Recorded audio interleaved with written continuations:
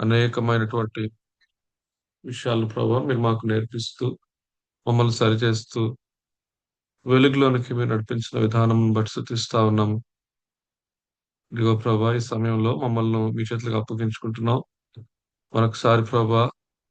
మెలనైన మీ స్వరము మేము వినున్నట్లుగా సహాయం చేయండి.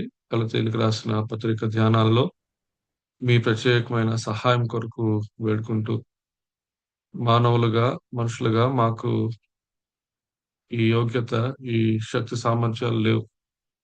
మీ మీద మేము ఆధారపడుతున్నాం. ప్రభా! మీరు మాట్లాడితేనే మాకు క్షేమము.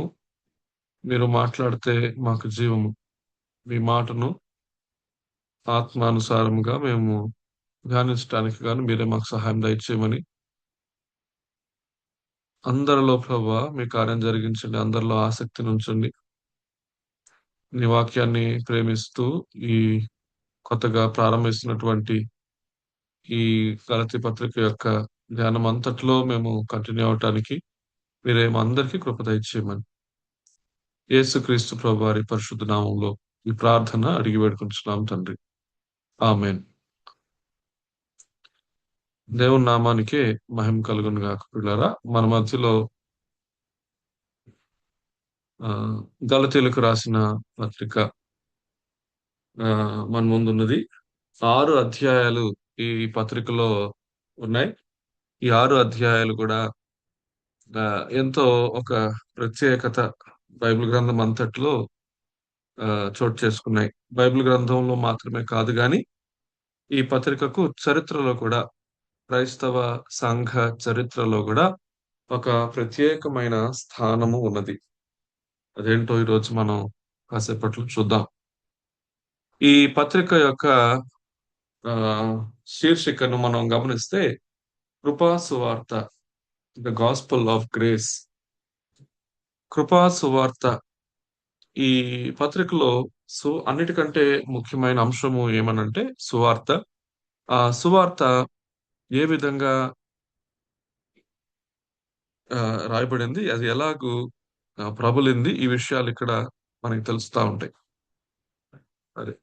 మొదటిగా మనం చూస్తే ఈ గ్రంథం యొక్క చారిత్రక నేపథ్యము, హిస్టారికల్ కాంటెక్స్ట్. గ్రంథకర్త రాసిన కాలము మరియు ఎవరినుద్దేశించి, ఎవరికి ఈ పత్రిక రాయబడిందో మనం జ్ఞాపకం చేసుకుందాం. మొదటిగా మన వెళ్ళక ముందు ఒక మంచి దైవజనుడు చెప్పినటువంటి చక్కటి మాట. ఆర్‌సి స్ప్రాల్ అనేటువంటి దైవజనుడు ఇలా అంటున్నాడు. "Galatians is the Magna Carta of Christian liberty. It is Paul's most aggressive defence of the pure gospel." గలతీయులకు రాసిన పత్రిక క్రైస్తవ్య స్వాతంత్రపు మాగ్నా కార్టా. ఇది పౌలు స్వచ్ఛమైన సువార్త కొరకు చేసిన అత్యంత తీవ్రమైన సమర్థన.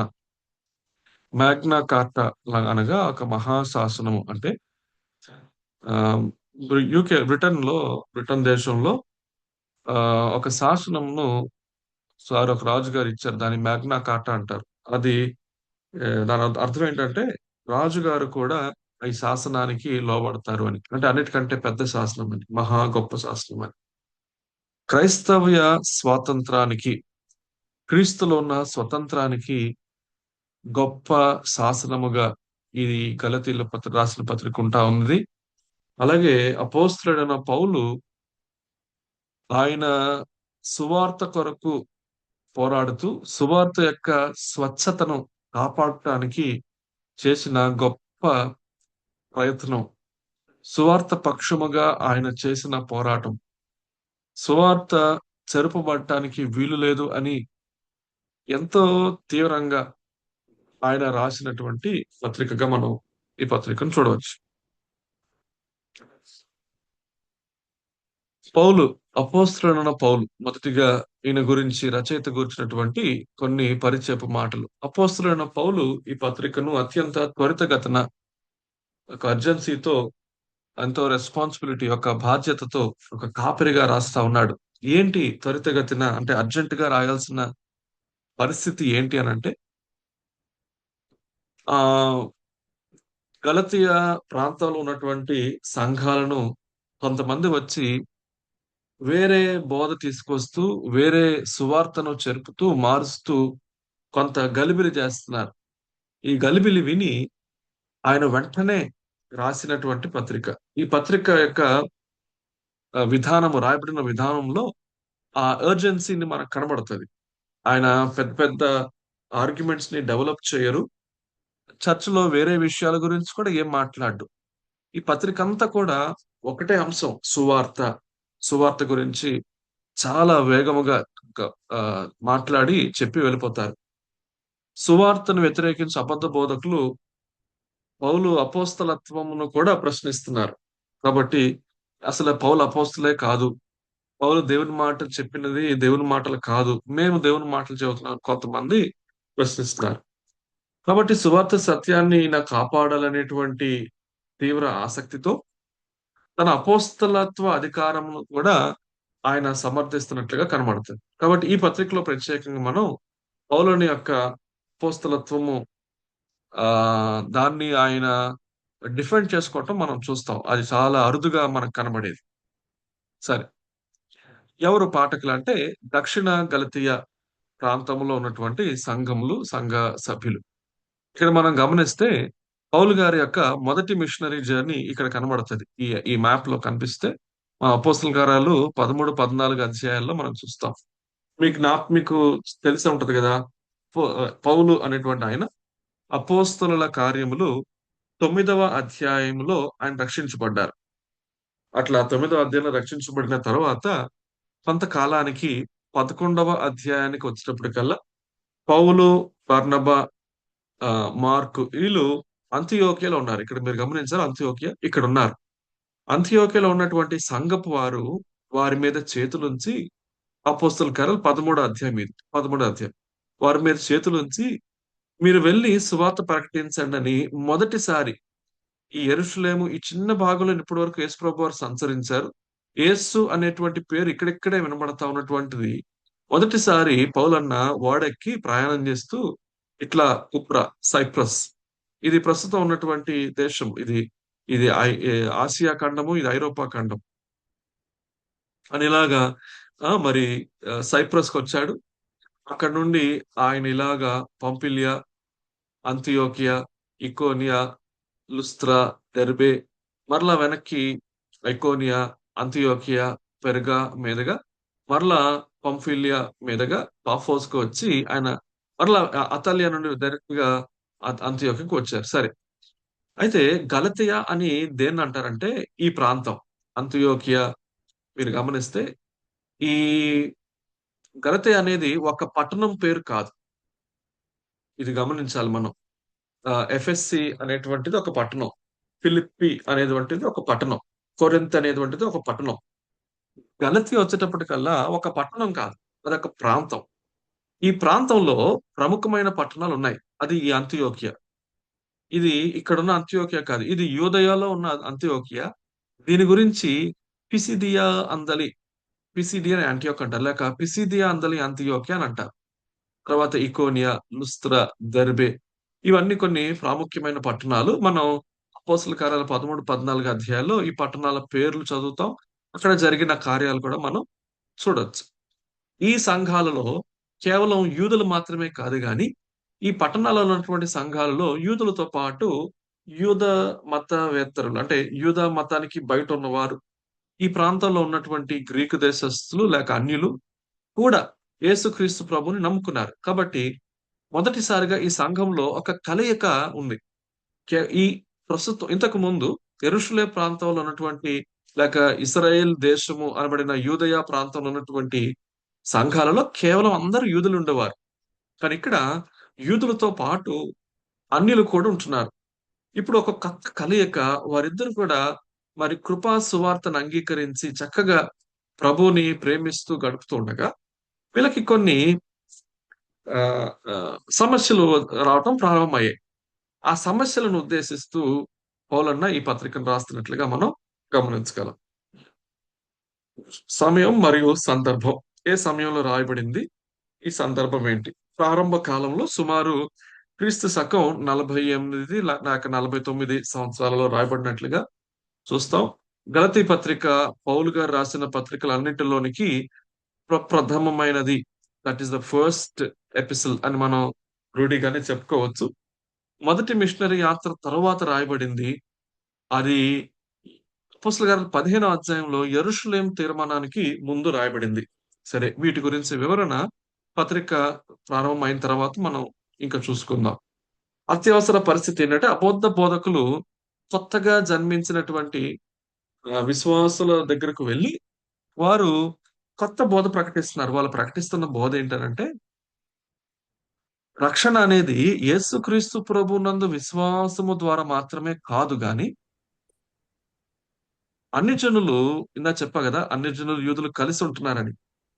వీరేం చెప్తున్నారంటే, అన్య జనులు ఇప్పుడు క్రైస్తవులు అవ్వాలంటే, వారు సున్నతి పొందాలి, మోషే ధర్మశాస్త్రాన్ని ఆచరించాలి, పండుగలు ఆచరించాలి, సబ్బాతును విశ్రాంతి దినమును ఆచరించాలి. అలాగా ధర్మశాస్త్రము కూడా మీరు ఆచరిస్తేనే మీ రక్షణ పరిపూర్ణము అని వారు బోధిస్తున్నారు. ఇట్లా ఇట్లా బోధిస్తుంది ఎవరు? క్రైస్తవులే. క్రైస్తవులు అనబడిన వారే వీళ్ళు బోధిస్తున్నారు. కాబట్టి ఈ విషయాన్ని ఆయన, ఈ అత్యవసర పరిస్థితి, ఈయన పౌలన్న ఏదో ఒకటిలే వారు చెబుతున్నారు అని ఊరుకోకుండా చాలా తీవ్రంగా దీని గురించి మాట్లాడుతూ కఠినమైన మాటలతో మాట్లాడతాడు. పౌలన్న యొక్క మాటలు మనం వింటే మనకు చాలా ఆశ్చర్యం అనిపిస్తది. ఆయన ఎప్పుడు కూడా ఇంత కఠినంగా మరి ఏ పత్రికలోని మాట్లాడలేదు.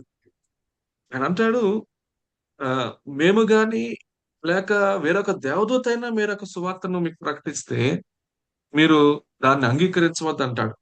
ఇంకా అంటాడు, "ఓ అవివేకులైన గలతీయులారా! ఇంత త్వరగా మీరు పడిపోతారని నేను అనుకోలేదు. మీరు ఎందుకు ఇలా అవుతున్నారని" వారిని తిడతాడు. అబద్ధ బోధకులను అంటాడు. వారు తమను తాము ఛేదించుకొనిన మేలంటాడు. అంటే వారు తమను తాము గాయం చేసుకొనిన మేలంటాడు.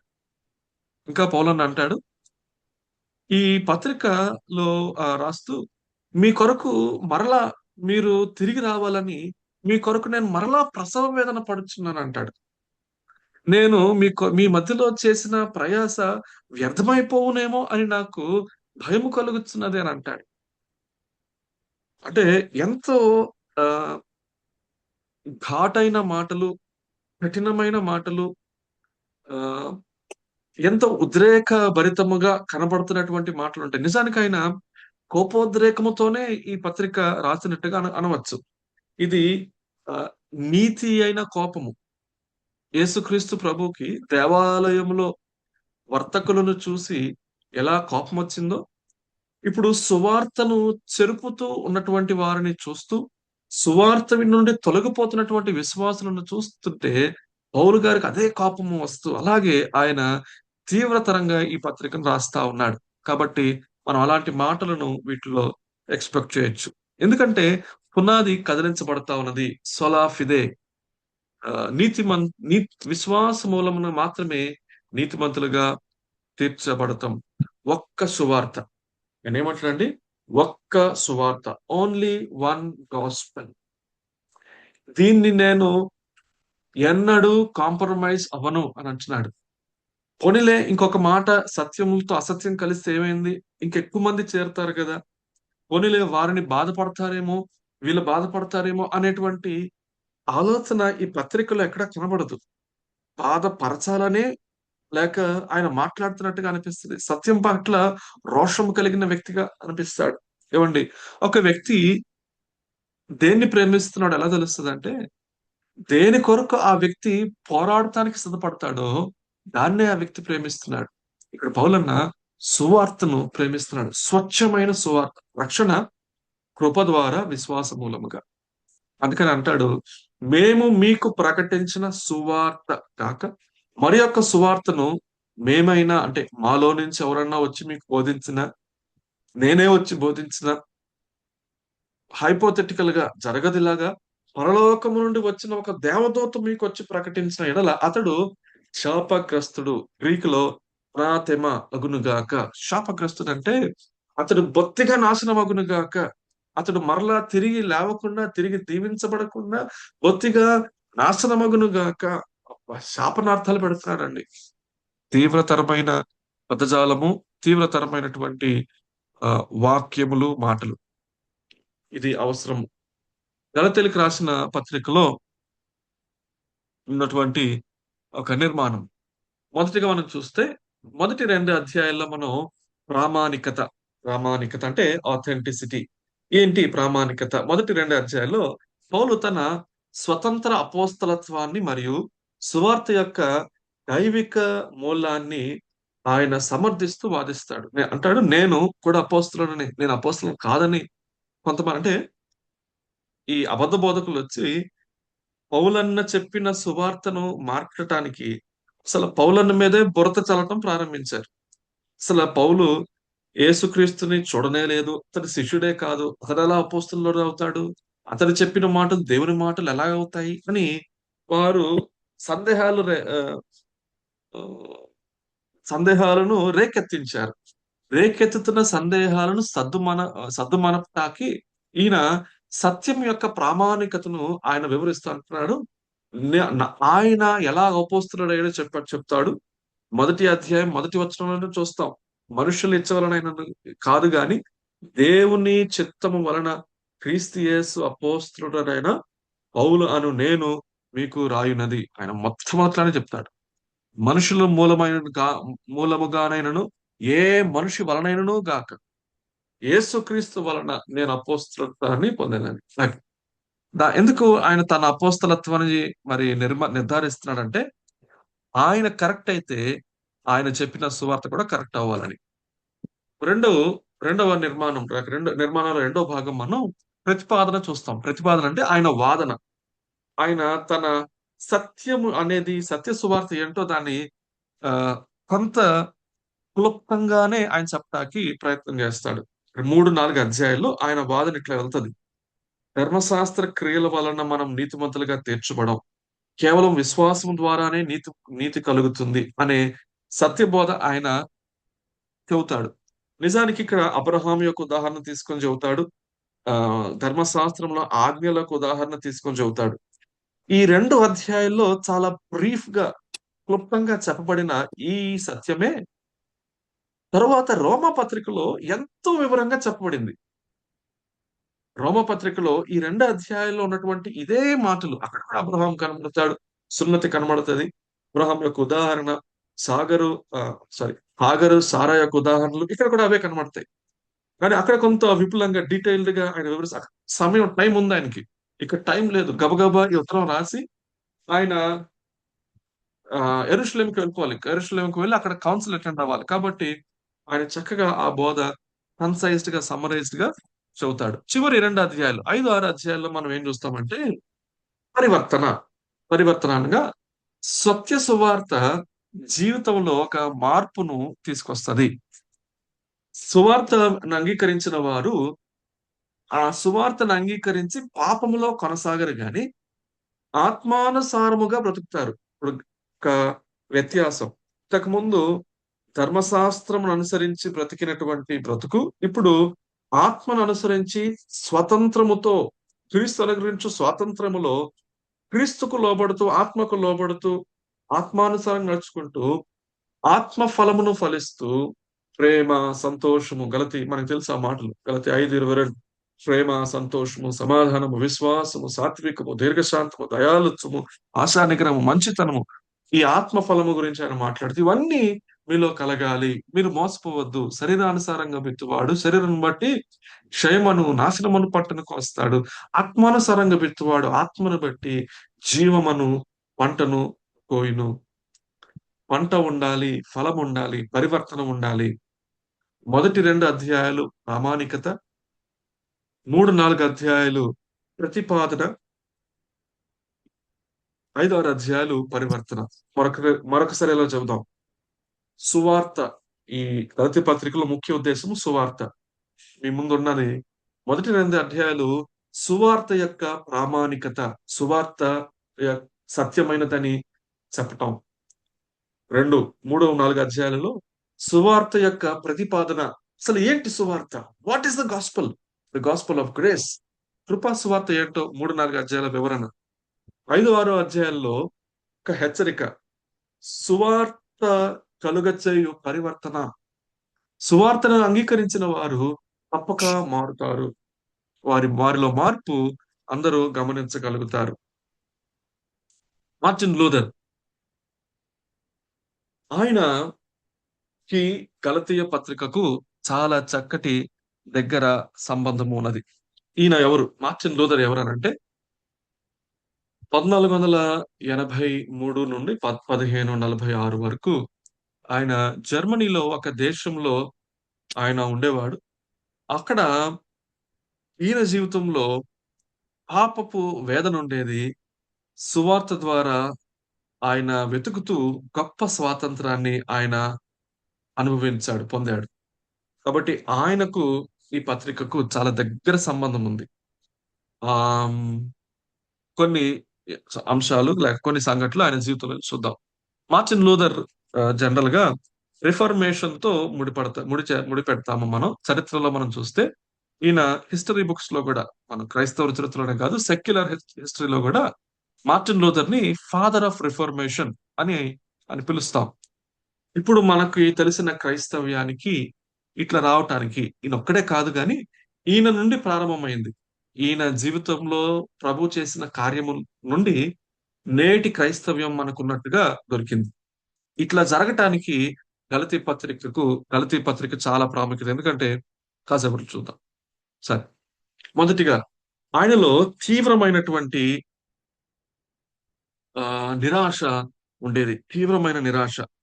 మార్టిన్ లూథర్ పాపంలో లేక మామూలుగా జీవిస్తున్నప్పుడు పాప శిక్ష అంటే ఒక భయము ఆయనలో ఉండేది. ఒకసారి ఆయన ప్రయాణమై వెళ్తా ఉన్నప్పుడు ఉరుముల తుఫాను ఎదుర్కొన్నాడు. ఆ ఉరుములు, మెరుపులు చూసి ఆయన చాలా భయపడ్డాడు. బహుశా ఆయన చనిపోవటానికి కూడా దగ్గరకి వెళ్ళాడు. ఆ ఒక పిడుగు పడి.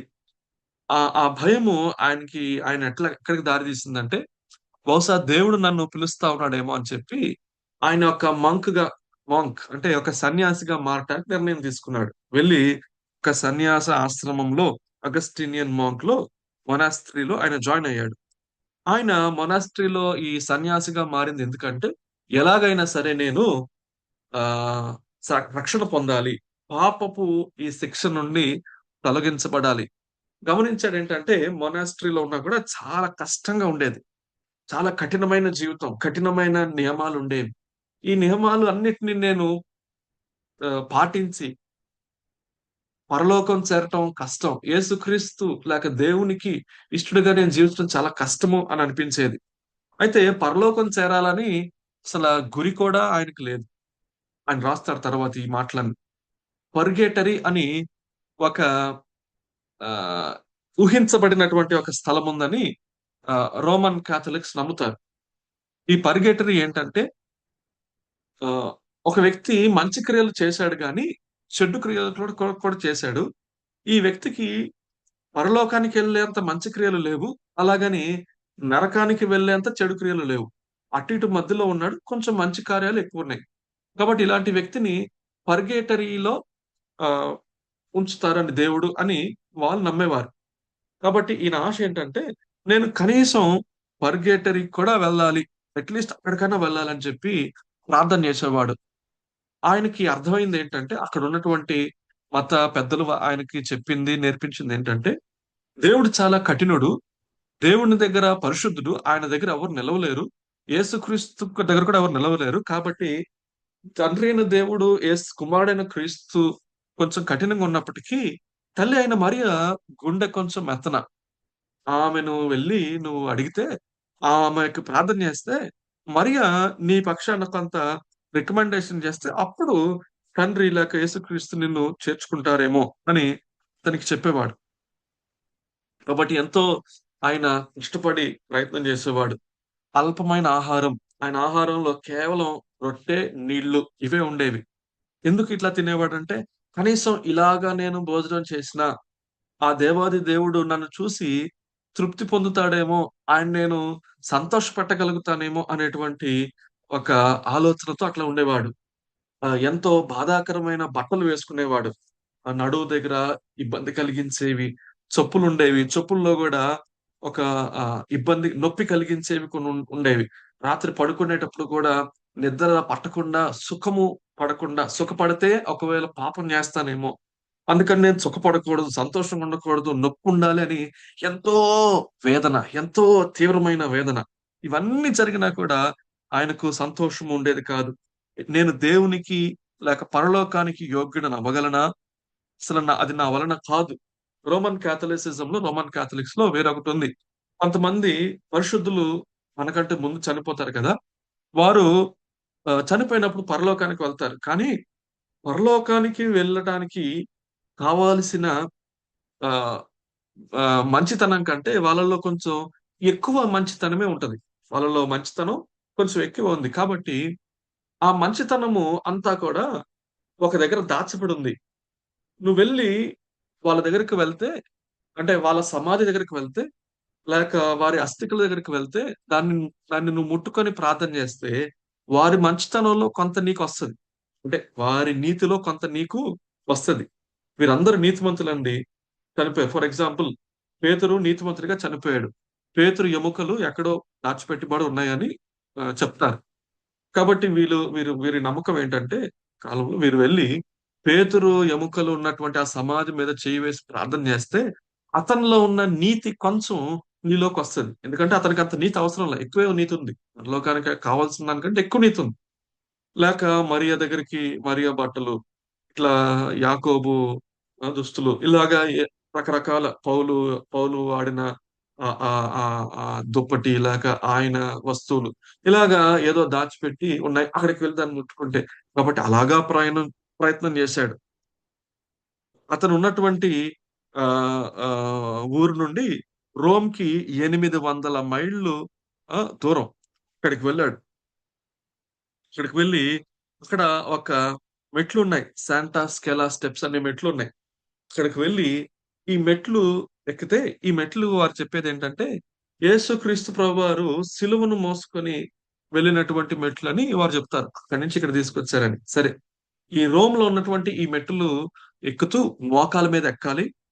ప్రతి మెట్టు దగ్గర ఆగి, ఒక్కొక్క మెట్టు దగ్గర వంగి ప్రార్థన చేసి, దానికి ముద్దు పెట్టి, మరలా ఇంకొక మెట్టెక్కాలి. అలాగా మెట్లెక్కాలి, మెట్లు దిగాలి. కాబట్టి అది కూడా ఆయన ప్రయత్నం చేశాడు. అన్ని రకాలుగా ఈయన ప్రయత్నం చేసి, ఇంకా మనశ్శాంతి లేదు. ఆయన చెప్తారు ఒక కన్ఫెషన్ ఉండేది. స్టౌపిస్ అనేటువంటి ఒక రోమన్ కాథలిక్ ఫాదర్ ఉండేవారు.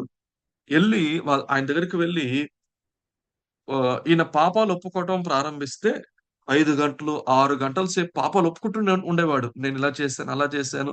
నేను ఇట్లాగా మాట్లాడాను. లేక ఆయనకొచ్చిన తలంపులు అన్నీ ఒప్పుకునేవాడు. ఎందుకో తెలుసా? భయం.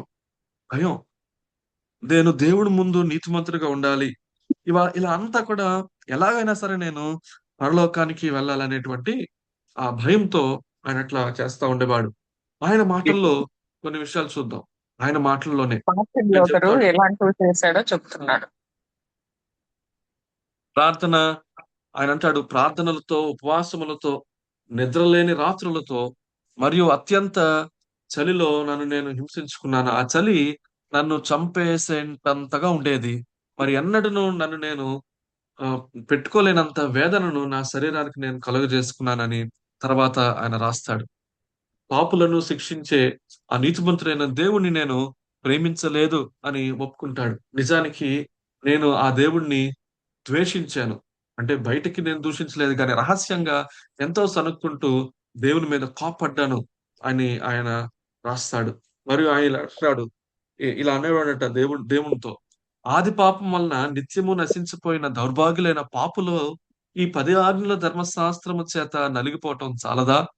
దానికి తోడు దేవుడు సువార్త ద్వారా కూడా ఒక వేదనకు మరొక వేదనను జత చేయాలా? పైగా ఆ సువార్త ద్వారా కూడా ఆయన నీతిగల ఉగ్రతతో మమ్మల్ని భయపెట్టాలా? ఇక్కడ మార్టిన్ లూథర్ యొక్క భయము, మార్టిన్ లూథర్ యొక్క వేదన దేని గురించి? అంటే నేనున్న పాపములో నాకు శిక్ష కలుగుతది. ఈ శిక్ష నుండి నాకు విడుదల కావాలి.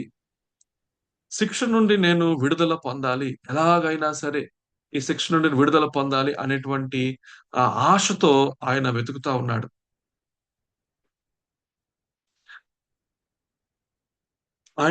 ఆయన బాధేంటంటే దేవునికి ఎదుట నేను ఎలాగా నీతిమంతుడిని అవ్వగలను? పరలోకానికి నేను ఎలాగా చేరగలను? పరలోకానికి చేరే మార్గం ఏంటి? నిజానికి ఆయనకు ఉన్న ప్రశ్న మాత్రమే కాదు. ఇది ఒక 500 సంవత్సరాల క్రితం వచ్చిన ప్రశ్న కాదు. చరిత్రలో అతి పురాతనమైన ప్రశ్న ఇదే. మార్టిన్ లూథర్ కంటే ముందు దైవ గ్రంథంలో యోబు అనే భక్తుడు ఈ ప్రశ్న అడిగాడు. యోబు ప్రియులారా, యోబు గ్రంథం బహుశా బైబిల్ గ్రంథాలు అన్నిటిలోనికి మొదటిగా రాయబడిన గ్రంథం. అది ఫస్ట్ ఎర్లియస్ట్ బుక్, అన్నిటికంటే పురాతనమైన గ్రంథం అదే. ఆ గ్రంథంలో యోబు అడుగుతాడు ఏమనంటే, నరుడు దేవుని దృష్టికి ఎట్లు నిర్దోషియగును? యోబు 9:2, 9 అధ్యాయం 2 వచనం. యోబు అడుగుతున్న ప్రశ్న ఒకటే. ఒక నరుడు దేవుని దృష్టిలో నీతిమంతుడుగా ఎలా మారగలడు? అది ఎట్లా సాధ్యం? ఎలా చేయగలడని యోబు ప్రశ్నిస్తా ఉన్నాడు. ఒకసారి మనం యోబు గ్రంథం చూద్దాం. యోబు గ్రంథంలో కొన్ని మాటలు మనం చూద్దాం. లెట్ మీ మీకు అది స్క్రీన్ షేర్ చేస్తాను. బైబిల్‌లో మీ దగ్గర బైబిల్స్ ఉంటే దయచేసి మీరు చూడొచ్చు. యోబు గ్రంథము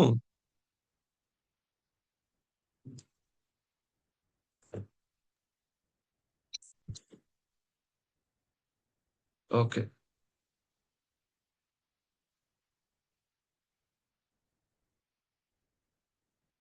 రైట్. యోబు గ్రంథము 9 అధ్యాయం 2 వచనం.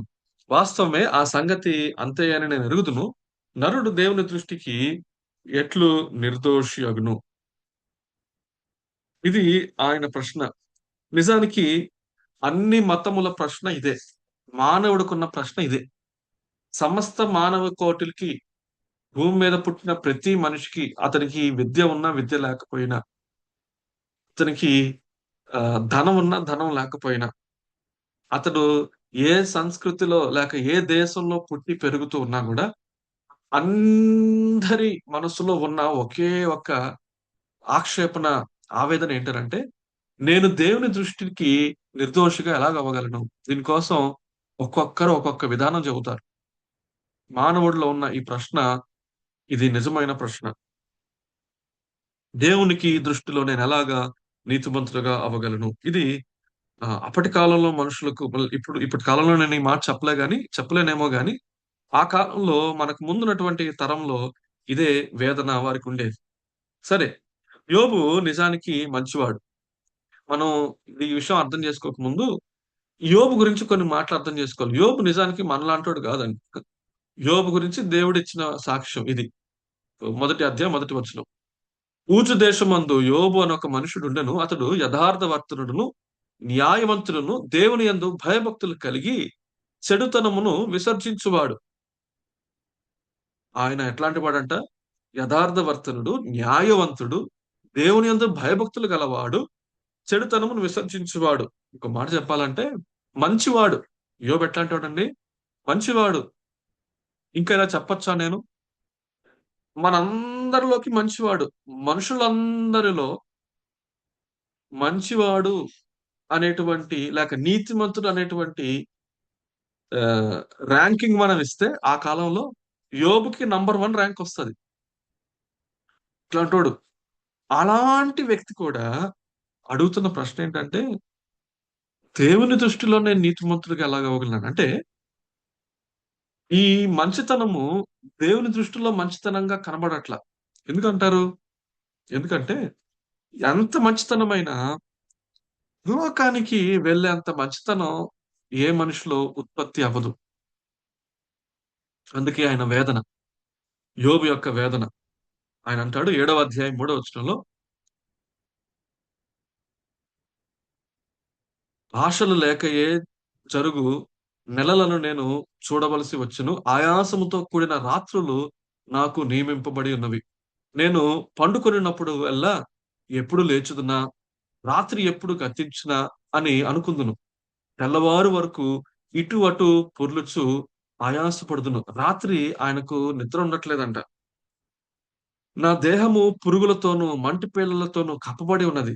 నా చర్మము మాని మరలా పగులుచున్నది.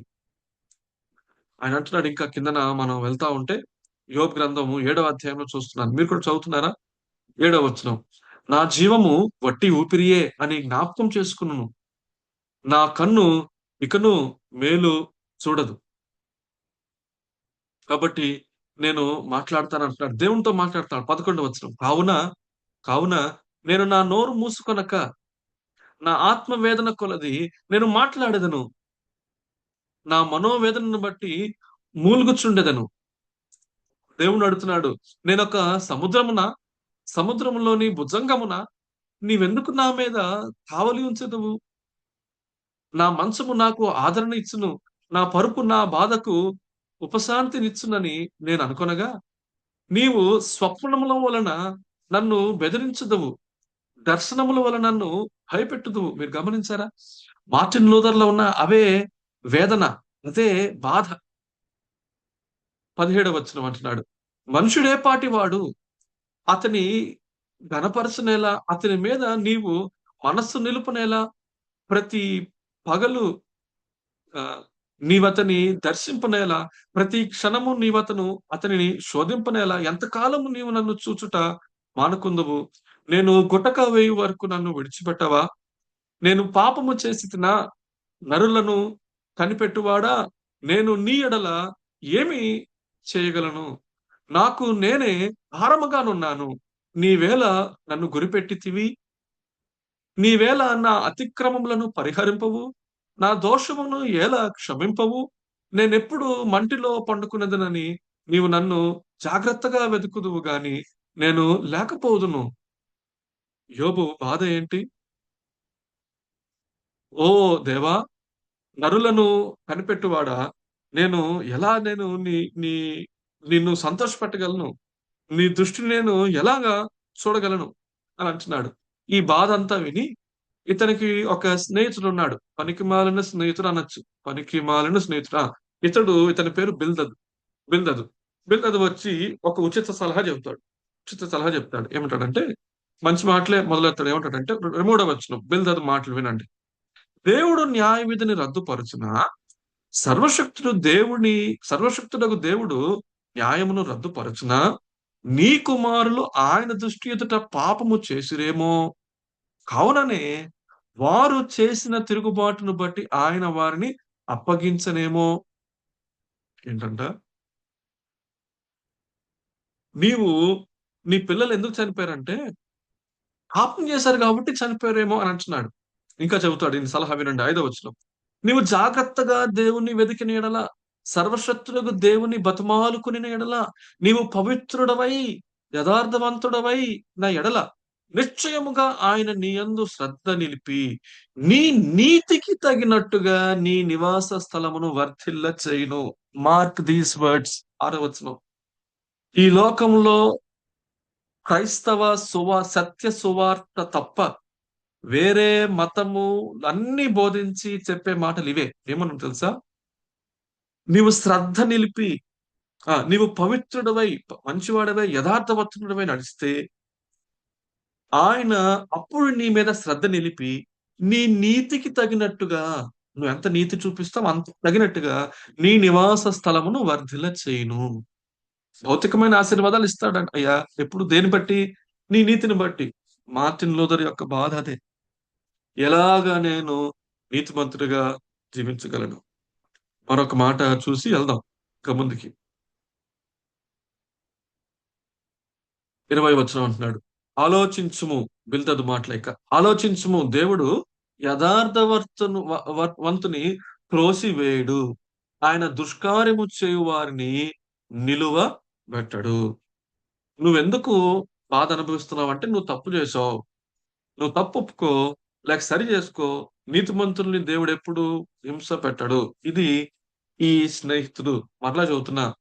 పనికి మాలిన స్నేహితుడు, లేక సరైనటువంటి జ్ఞానము లేని స్నేహితుడు. నేను చెప్పిన మాటలు కాదండి. మీరు అనొచ్చు, ఏంటి బ్రదరు మీరు బిల్దతో అట్లా అంటున్నారు. నేను అనలా, దేవుడు అన్న మాటలు అంటున్నా. దేవుడు అన్న మాటలు యూస్‌లెస్ పీపుల్ అన్నారు. వ్యర్థమైన మాటలు పలికారు వీరు. వీరు దేవుని బట్టి, దేవుని ఘనపరుస్తూ మాట్లాడలే. బిల్దతు చెప్పింది సత్యం కాదు. దీన్ని దీన్ని రెస్పాండ్ అవుతూ దీని రెస్పాండ్ అవుతూ యోబ్ అంటాడు, వాస్తవమే బిల్దదు, నువ్వు చెప్పిన మాట అంతా నేను ఎరుగుదును. నరుడు దేవుని దృష్టికి ఎట్లు నిర్దోషియగును అంటున్నాడు. How can a man be righteous before God? That is my question. అదే నా ప్రశ్న. ఇంత మంచితనం చేయాలి, ఇంకెంత నీతి నేను చేయాలి, ఆయన దృష్టిలో నేను ఇష్టడుగా జీవించాలంటే చరిత్రలో అతి పురాతనమైన ప్రశ్న, మానవుణ్ణి వేధించిన వేధిస్తున్న ప్రశ్న. యోబంటాడు, నరుడు ఒకవేళ మూడవ వచనం, వాడు ఆయనతో వ్యాజమాడ గోరిన ఎడల 1000 ప్రశ్నలలో ఒక్క దానికైనా వాడు ఆయనకు ఉత్తరం ఇయ్యగలడా? ఆయన మహావివేకి దేవుడు, అధిక బల సంపన్నుడు. ఆయనతో పోరాడి తెగించి ఆయన నొందని వాడెవడు? అసలు ఆయనకి సమానులైన వారు ఎవరు? వినండి వినండి, 5వ వచనం, వాటికి తెలియకుండా పర్వతములను తీసివేయువాడు ఆయనే, ఉగ్రత కలిగి వాటిని ఆ బోర్ల దొయ్యువాడు ఆయనే. పర్వతములను బోర్ల దొయ్యువాడు, భూమిని దాని స్థలముల నుండి కదిలించువాడు ఆయనే, దాని స్తంభములను అద అదరచేయువాడు ఆయనే. ఉదయింపవద్ద ఆయన సూర్యునికి ఆజ్ఞాపిస్తాడు, అతడు ఉదయింపడప్పుడు. ఆయన నక్షత్రములను మరుగు చేస్తాడు. ఆయన ఒక్కడే ఆకాశ మండలమును విశాలపరచువాడు, సముద్ర తరంగముల మీద ఆయన నడుచువాడు. ఆయనే నక్షత్రాలను కలుగు చేయువాడు. 10వ వచనం, ఎవడుకును తెలియని మహత్తైన కార్యములను, లెక్కలేనని అద్భుత క్రియలను ఆయన చేస్తాడు. ఇదిగో, ఆయన నా సమీపమున ఒకవేళ వచ్చినా నేను ఆయనను కనుగొనలేను. నా చేరువున పోవుచున్నాడు గాని ఆయన నాకు కనబడడు. 14, కావున ఆయనకు ప్రత్యుత్తరం ఇచ్చుటకు నేను ఎంతటి వాడును? ఆయనతో వాదించుటకు సరైన మాటలు పలుకుటకు నేను ఏ పాటి వాడను? ఒకవేళ నేను నిర్దోషిని అయ్యుండునా, ఆయనకు నేను ఏం చేయలేను? ప్రత్యుత్తరము చెప్పజాలను. న్యాయకర్త అని నేను ఆయన బతిమాలుకుంటాం. ఒకవేళ ఆయన ఆయనతో నేను మాట్లాడితే, 17వ వచనం, ఆయన ఆలకింపక పెనుగాలి చేత నన్ను నలుగగొట్టుచుచున్నాడు. నిర్నిమిత్తముగా నా గాయములను విస్తరింప చేయుచున్నాడు. 19వ వచనం, బలవంతులు శక్తిని గూర్చి వాదము కలుగగా నేనే ఉన్నానని ఆయన అనును.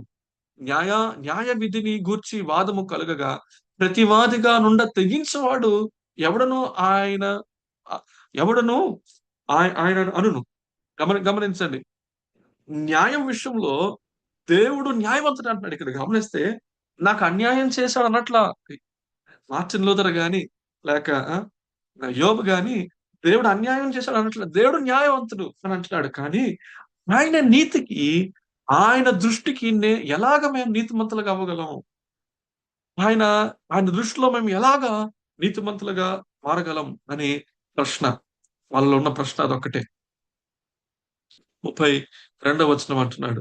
30వ వచనం, నేను హిమముతో నన్ను కడుక్కొనిన, సబ్బుతో నా చేతులు కడుక్కొనినను, నీవు నన్ను గోతిలో ముంచెదవు. అప్పుడు నేను నా స్వరం నా సొంత వస్త్రములకై అసహ్యుడు నగుదును. నా పాపం పోదంటున్నాడు. నేను సబ్బుతో కడుక్కున్నా.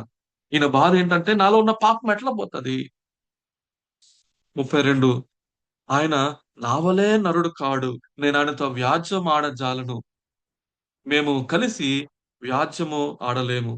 33, మా ఇద్దరి మీద చెయ్యి ఉంచదగిన మధ్యవర్తి మాకు లేడు కదా. కృపా సువార్త. మా ఇద్దరి మీద చెయ్య ఉంచదగిన మధ్యవర్తి ఒకడు లేడు కదా. He is accepting. యోబు లో గర్వం లేదు ప్రియులారా. ఈ కాలంలో ఈ మాటలు ఎక్కడున్నాయి నాకు అర్థం కాదు. ఈ కాలంలో ఎవరైనా ఇట్లా భయపడుతున్నామా? మార్టిన్ లూథర్ లాగా, యోబు లాగా దేవుని దగ్గరకు వస్తే, దేవుడు నాకెందుకని నీ కార్యం చేయట్లేదు అని ప్రశ్నించడమే తప్ప, దేవా నీ దృష్టికి నేను ఎలా నీతిమంతుడిని అవ్వగలనయ్యా, నేను నీ ముందుకు ఎలా రాగలనయ్యా అనే భయం మనలో ఉందా? ఆయన అంటున్నాడు, మా ఇద్దరి మధ్య ఒక మధ్యవర్తి ఉండినా ఎంత బాగుండో. 34, ఆయన అప్పుడు తన దండమును నా మీద నుండి తీసివేయవలను, నేను రమసిపోకుండా ఆయన తన భయంకర మహాత్మ్యమును నాకు కనుపరచు. అప్పుడు ఆయనకు భయపడక నేను మాట్లాడేదను, ఏలయనగా నేను అట్టి వాడును కానకొను కాననుకొనుచున్నాను. నేను దేవుని ఎదుటకు రాలేనంత వాడను, రాలేని వాడను. చరిత్రలో అతి పురాతనమైన ప్రశ్న ఏంటి ప్రియులారా? దేవుని దృష్టిలో ఎలాగ మనం ఒక వ్యక్తి నీతిమంతుడు అవ్వగలడు? దేవుని దృష్టికి ఒక వ్యక్తి ఎలాగా నిర్దోషి అవ్వగలడు? యోబు యొక్క ప్రశ్న, మార్టిన్ లూథర్ యొక్క ప్రశ్న, ఈరోజు మన జీవితాలలో ఉన్న ప్రశ్న. ఈ ప్రశ్నలన్నిటికీ జవాబు గలతీయులకు రాసిన పత్రికలో మనకు దొరుకుతది. కాసేపట్లో చూద్దాం. కానీ ప్రస్తుతపు ప్రపంచానికి, ప్రస్తుత కాలానికి ఉన్న ప్రాముఖ్యత. గలతీ పత్రిక ఎప్పుడో 2000 సంవత్సరాల క్రితం రాయబడింది బ్రదర్. ఇప్పుడెందుకు మీరు దాని గురించి చెబుతున్నారంటే, it is very, very relevant. ఈ కాలంలో సువార్త యొక్క స్వచ్ఛతను మరొకసారి ప్రతిపాదన, దాని యొక్క ప్రామాణికతను చెప్తూ, దాని గురించి ప్రతిపాదన చేస్తూ, దాన్ని వివరిస్తూ, సువార్త ద్వారా వచ్చే పరివర్తన యొక్క హెచ్చరికను చేస్తూ, సువార్త సత్యాన్ని మరలా బోధించడం ప్రాముఖ్యమే. ఎవరికి? అన్యులకు కాదు. యేసు ప్రభువుని ఎరుగని వారికి కాదు. విశ్వాసులైన మనకు సువార్త అంటే ఏంటో అర్థమవడం చాలా చాలా ప్రాముఖ్యం. నేటి కాలంలో మరొక సువార్తలు వచ్చేసాయి. మరియు అబద్ధ బోధకులు కూడా వచ్చారు. ప్రస్తుతంలో ఉన్న విషాదం, పరిశుద్ధ భయము కోల్పోయి, ఇందాక నేను చెప్పినట్టుగా యోబు మరియు మార్టిన్ లూథర్‌కున్న దేవుని భయం ఈనాడు క్రైస్తవులలో ఉన్నదంటారా? మీరు చెప్పండి. ఈనాడు విశ్వాసులు, మీరు సభలు చూస్తున్నారు. పెద్ద పెద్ద సభలు జరుగుతున్నాయి. పెద్ద పెద్ద ఎక్కువ మంది వస్తున్నారు. ఆ సభల్లో ఈ భయం ఉందా? న్యాయవంతుడైన దేవుని దగ్గరికి నేను ఎలా చేరుకోగలను? ఈ దేవుని దగ్గర నేను నీతిమంతుడిగా ఎలాగ అవ్వగలను అని తపన, ఆ దాహము ఉన్నదా? ఆ వేదన ఉన్నదా? ఆ వేదన ఉంటేగా సువార్తను హత్తుకునేది. ఎందుకు లేదంటే, దేవుడు పరిశుద్ధుడు, విశ్వమంతటిలో సార్వభౌముడు అని దేవుని ఎదుట మోకరించడానికి బదులుగా, ప్రస్తుత క్రైస్తవ్యంలో ఎక్కువ భాగం మంది ఏమంటారంటే, దేవుడు ఎవరు అనంటే, భూ సంబంధంగా నాకున్న కోరికలను తీర్చడానికి ఒక సహాయకుడు. నాకిది కావాలండి. నాకివి కావాలి, అవి కావాలి. నా జీవితం సౌఖ్యంగా ఉండాలి. దీనికి సహాయం చేసేవాడు దేవుడు. అంత మాత్రమే. అయ్యో! బైబిల్‌లో ఉన్న దేవుడు అది కాదు. ఇప్పుడు మనం చదివాం యోబు దేవుడిని ఎట్లా చూస్తున్నాడు? అయ్యా! నీ ముందు ఎవరు నిలవగలడయ్యా? అని దేవుడిని దేవుడిగా చూస్తే దేవుని పట్ల భయం మనకు కలుగుతది. మూల ప్రశ్న మరుగైపోయింది. చరిత్రలో అతి ప్రాముఖ్యమైన, పురాతనమైన ప్రశ్నకు బదులుగా ప్రశ్న ఏంటి? పరిశుద్ధ దేవుని ఎదుట నేను ఎలాగా నీతిమంతుడిగా తీర్చబడగలను? ఇది ఆ పురాతనమైన వేదనతో కూడిన ప్రశ్న. ఈ ప్రాముఖ్యమైన ప్రశ్న మరుగైపోయి, ఈ రోజుల్లో ఉన్న ప్రశ్న ఏంటో తెలుసా? ఈరోజు నా జీవితంలో మరింత సౌకర్యంగా ఉండాలి. ఆహ్, ఇలా దేవుడు నాకు ఏం చేయగలడు? ఎట్లాగా నేను నా అనారోగ్యత పోగొట్టుకోగలను? ఎట్లాగా నేను నా ఆర్థిక ఇబ్బందుల నుంచి బయటికి రాగలను? ఎలాగా నా జీవితంలో ఇంకొంచెం సౌఖ్యత, ఇంకొంచెం నెమ్మది ఎలా పొందుకోగలను? ఆశీర్వాదం ఎలా పొందుకోగలను? దీనికి దేవుడికి నాకు ఎలాగా? ఈరోజు భక్తంతా ఇదే. ఇదే ప్రాముఖ్యమైనదయింది. కాలంలో ప్రాముఖ్యమైనది అది గాదు. ఆ కాలంలో ప్రాముఖ్యమైనది ఏంటంటే, ప్రశ్న ఏంటంటే, మనిషిని తినివేసిన ప్రశ్న ఏంటంటే, దేవుని ఎదుట నేను ఎలాగో నీతిమంతుడుగా ఉండగలను. ఈ విషాదంలో ఇలాంటి క్రైస్తవంలోనికి గలతీ పత్రిక చాలా అవసరం. గలతీ పత్రికలో ఉన్న సువార్త సత్యము చాలా అవసరం. ప్రస్తుత కాలంలో ఉన్న మరొక సువార్తలు. ఎందుకు ఇది ప్రాముఖ్యమో వినండి జాగ్రత్తగా. ఒక వాదన వచ్చింది. చట్టబద్ధత, లీగలిజం, సువార్తను చెరిపి, సువార్తను మార్చిన వారు. వీళ్ళేమంటారంటే, దేవుని కృప మనల్ని రక్షిస్తుంది నిజమే. కానీ మానవ సంప్రదాయాలుంటాయి కొన్ని. కఠినమైన నైతిక నియమాలుంటాయి కొన్ని. కఠినమైన లేక పద్ధతులుంటాయి. సంఘంలో ఇట్లా మీరు జేయాలి. ఇట్లా మీరు బాప్టిజం తీసుకోవాలి. ఇలా ఉండాలి. ఇలా మీరు చేయాలి. ఇట్లా చేస్తేనే మీకు పరలోకం. మీ రక్షణ కాపాడాలంటే కృపా, విశ్వాసం ఉంటదిలెండి. కానీ ఇవి కూడా జేయాలి అని చట్టబద్ధత, ఒక రూల్స్ ఇచ్చి, ఈ రూల్స్ మీరు ఫాలో అవ్వాలి అని చెబుతారు. ఉన్నారు ఇట్లాంటి వారు. ఇట్లాంటి శాఖలున్నాయి క్రైస్తవ్యులలో, ప్రొటెస్టంట్స్‌లో, ఇవాంజలికల్స్‌లో, అంటే పరిశుద్ధులుగా ప్రత్యేక గుంపుగా ఉన్న వారిలోనే ఇట్లాంటి వారున్నారు. మీరు వారి బోధలు వింటే అర్థమవుతది. ఎంతసేపు నేరారోపణ చేయటానికి లేక ఆహ్, ఒప్పుకో పాపాలు, ఇవి ఒప్పుకో, అవి ఒప్పుకో అని చెబుతూ, దృష్టంతా దాని మీదే, మీరు ఇలా ఇలా ఇలా ఉంటేనే అన్నట్టుగా చెబుతారు. There is a balance. నన్ను తప్పుగా అర్థం చేసుకోకండి. అట్లా ఉండాలి, కానీ అది ఎక్కువ అటువైపు బ్యాలెన్స్ అయిపోకూడదు. రెండవ సమస్య ఏంటంటే మరొక సువార్త, ప్రాస్పెరిటీ, సౌఖ్య బోధ. వీరు సువార్తను మార్చివేసేసారు. మార్చివేసి ఏమంటారంటే సిలువ వర్తమానం. సిలువ వర్తమానం అంటే మళ్ళీ సిలువ కూడా దేనికోసము? సిలువలో నా రోగాలు ప్రభు తీసేసుకున్నాడు, సిలువలో నా బాధలు ప్రభు తీసుకున్నాడు, సిలువలో నా ఒంటరితనం, ఇవే అన్నా కానీ సిలువలో నా పాపం అనేది మాట రాదు. ఈ బోధకుల సభలలో, బోధలలో మనం పాపులము, మనం దేవుని నీతి న్యాయ ఉగ్రతకు పాత్రులము అనే మాట ఎప్పుడు వినబడదు.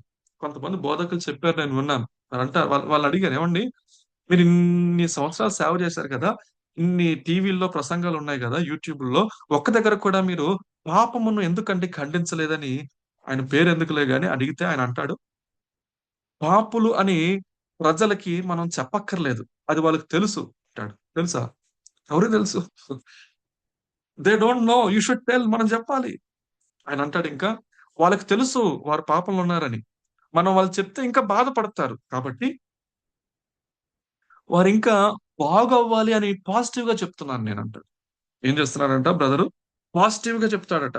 పాజిటివ్ అంటే నువ్వు మార్చుకోవాలి అని చెప్తాడు గాని, నువ్వు పాపంలో ఉన్నావు, ఉగ్రత పాలవుతున్నావు అని చెప్పట్లేదంట. ఎవరు చెప్పారు? పరిశుద్ధాత్మ దేవుడు ఎందుకు వచ్చాడు? నువ్వు బాగు చేసుకొని చెప్తాక నో, పాపం విషయమై ఒప్పింప చేయటానికి, నీతి విషయమై ఒప్పింప చేయటానికి, తీర్పు విషయమై ఒప్పింప చేయటానికి పరిశుద్ధాత్మ దేవుడు వచ్చాడు. యేసుప్రభు ప్రకటించిన సువార్త ఏంటి? బాప్తిస్మిచ్చి యోహాను ప్రకటించిన సువార్త ఏంటి? మిమ్మల్ని మీరు బాగు చేసుకోమన్నా కాదు, మారు మనస్సు పొందుడి, మీరు పాపంలో ఉన్నారు, మారు మనస్సు పొందుడి, రిపెంట్, లేకపోతే పరలోక రాజ్యం చేరరు, పరలోక రాజ్యం సమీపించుచున్నది, మారు మనస్సు పొందుడి. యేసుప్రభు వారు సంఘాలకి చేసిన బోధ ఏంటి? మారు మనస్సు పొందుడి. నీవు మొదటి క్రియలను విడిచిపెట్టావు, నువ్వు మార్చుకో, మరలుకో, వెనక్కిరా. అయ్యో, అవన్నీ పక్కన పెట్టి భూ సంబంధమైన ఆరోగ్యం, సంపద, స్వీయ అభివృద్ధి, సెల్ఫ్ ఇంప్రూవ్మెంట్, సెల్ఫ్ డెవలప్మెంట్, ఇదే ముఖ్య లక్ష్యం. మరలా గమనించండి, నేను దీన్ని ఖండించట్ల అంటే మనం ఇక్కడ ఆరోగ్యంగా ఉండకూడదని చెప్పట్లే, ఇదే ముఖ్య లక్ష్యం. ఇప్పుడు ఈ మూడిట్లో కూడా కొంత వాస్తవం లేకపోలేదు, కానీ ఫుల్ గాస్పెల్ కాదు, ఈ మూడు ఫుల్ గాస్పెల్ కాదు. మూడవది నియామ రహిత వాదము, యాంటీనోమియానిజం.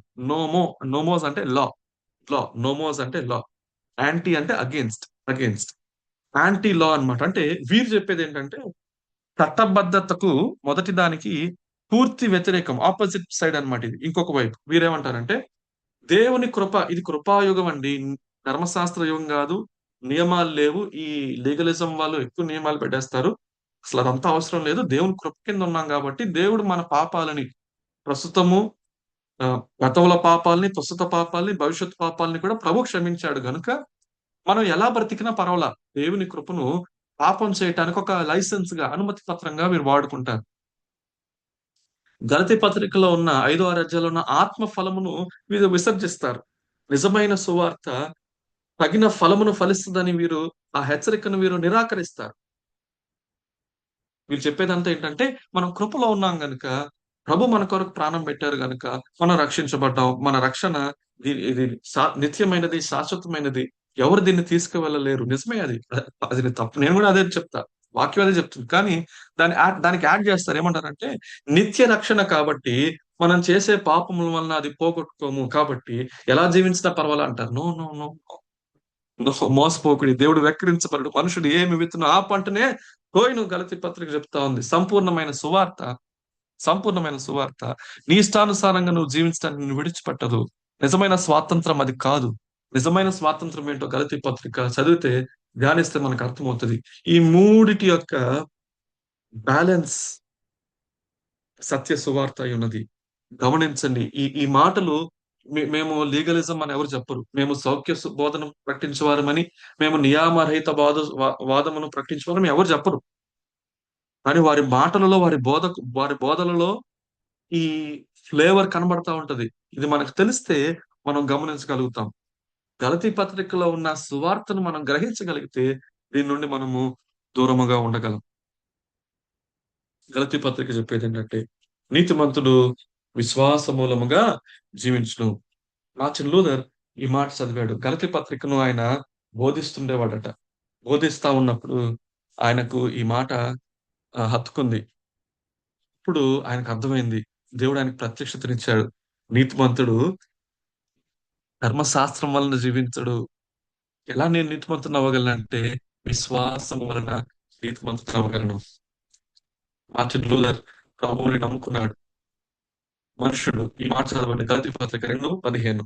మనుష్యుడు జవాబు ప్రిలారా, పురాతనమైన ప్రశ్నకు జవాబు, యోబు ప్రశ్నకు జవాబు, మార్టిన్ లూథర్ ప్రశ్నకు జవాబు. 500 సంవత్సరాల క్రితం ఈ జవాబు రాలా లూథర్కి.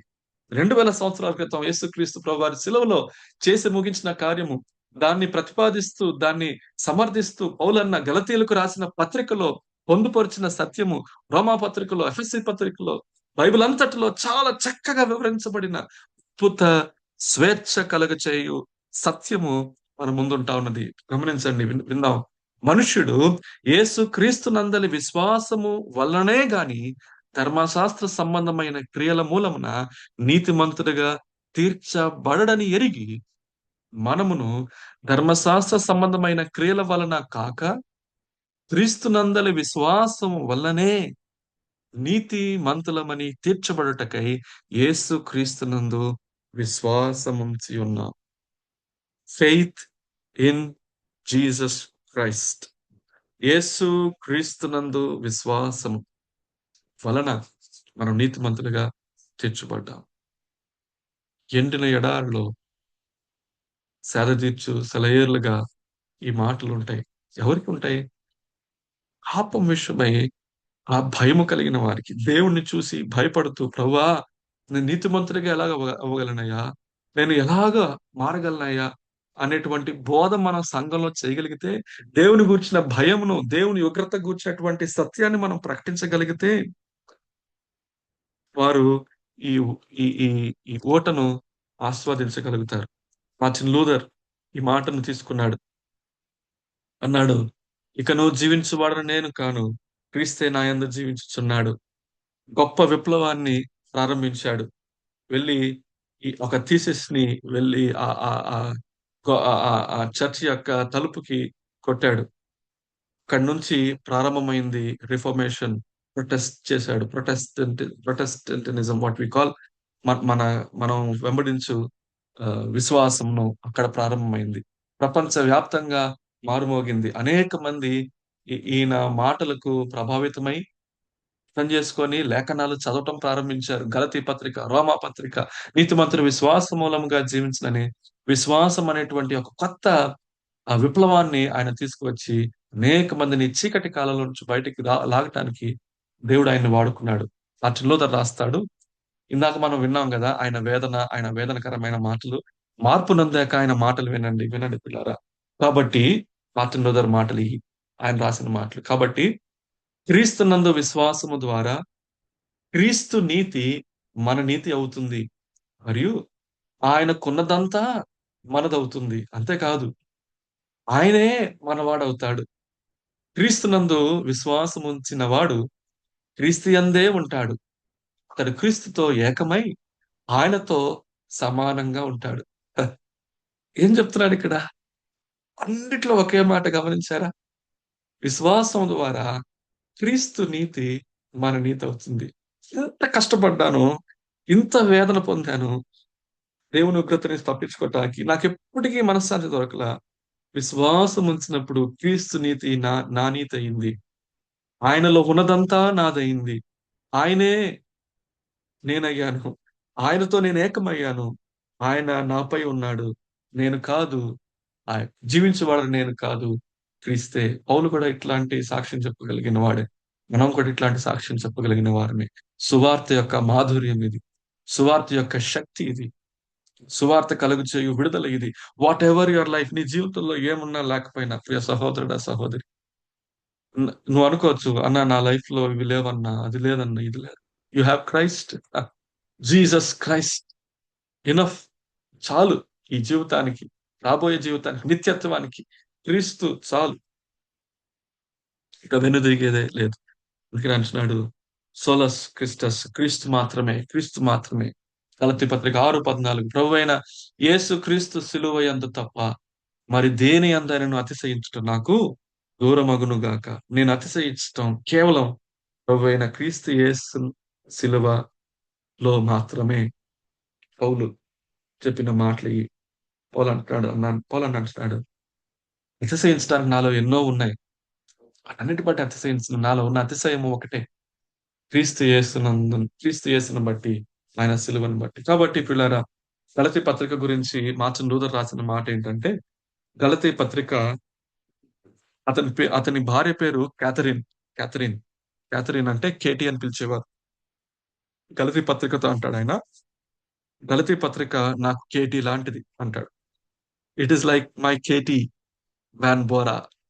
క్యాథరిన్ వ్యాన్ బోరా అతని భార్య పేరు. Galatians is like my Katie von Bora అంటాడు. అంటే గలతీ పత్రిక నేను ఎంత ప్రేమిస్తున్నానంటే, నా భార్యను ప్రేమించినంతగా ప్రేమిస్తున్నాను అంటాడు. గలతీ పత్రికలో నేను ఎంత సమయం గడుపుతున్నానంటే, నా భార్యతో ఎంత సమయం గడుపుతున్నాను. గలతీ పత్రిక నా హృదయానికి ఎంత దగ్గరగా ఉందంటే, నా భార్య నా హృదయానికి ఎంత ప్రియముగా ఉన్నదో అట్లా ఉన్నది. గలతీ పత్రికను, ఆ మాటలను, అందులో ఉన్న సువార్తను నేను అంతగా ప్రేమించాడు. ఇది ఒక అద్భుతమైన పత్రిక. ఆ చరిత్ర యొక్క ఆ దిశను, క్రైస్తవ దిశను మార్చివేసినటువంటి పత్రిక. ఇందులో ఎంతో ఆ విప్లవాత్మకమైన మాటలున్నాయి. విస్ఫోటనాత్మకమైన మాటలున్నాయి. మన జీవితం మార్చివేయగలిగినటువంటి సువార్త మాటలు ఈ పత్రికలో ఉన్నాయి.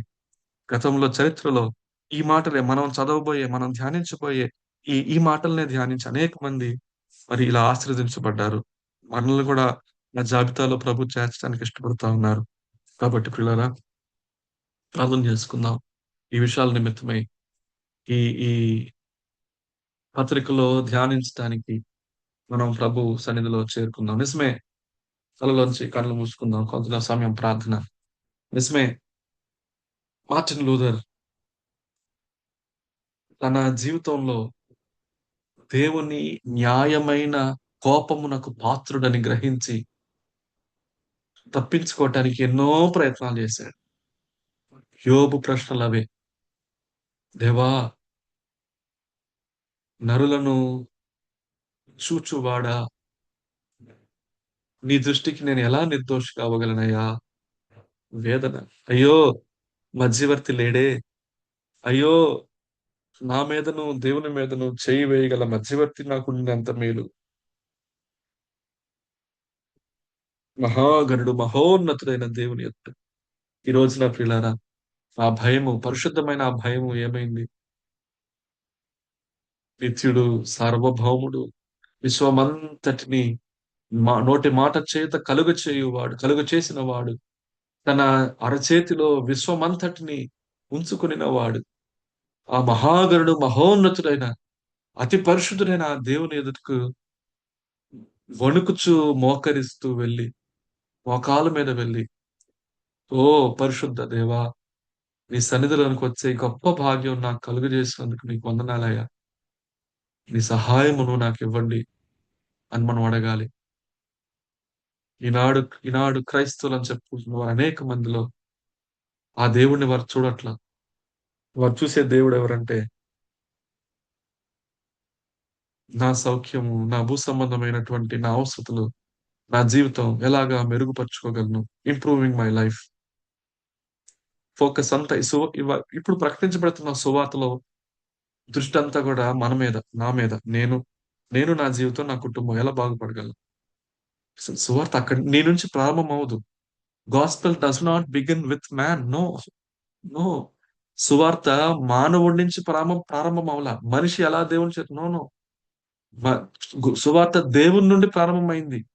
పరిశుద్ధుడైన దేవుని దృష్టికి మానవుడు పాపి అయి ఉన్నాడు, ఉగ్రతకు పాత్రుడై ఉన్నాడు. కన్నుడు ప్రారంభమైంది సువార్త.